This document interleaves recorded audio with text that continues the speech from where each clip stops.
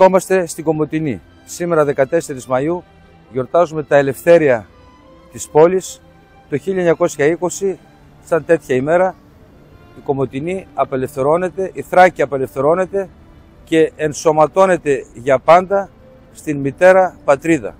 Παραβρέθηκα στην ωραία παρέλαση, καμάρωσα τα νιάτα της πατρίδας μας, τους μαθητές, τις μαθήτριες, αλλά και τον στρατό μας, τον ελληνικό στρατό, τον άγρυπνο φρουρό της εθνικής μας αξιοπρέπειας.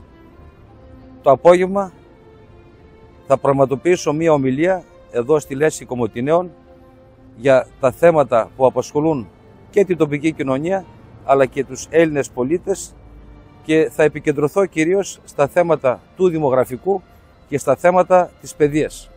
Το έχουμε ξαναπεί ως νίκη, έχουμε πολύ ψηλά ένα σύνθημα το οποίο νομίζω έχει σχέση με την ύπαρξη του έθνους μας. Θέλουμε παιδιά και παιδεία.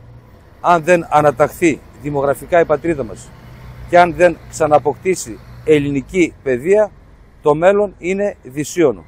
Η νίκη θα αγωνιστεί όμως να επανέλθουν αυτά τα ριζιμιά λιθάρια της Ρωμιοσύνης ξανά στο έθνος μας.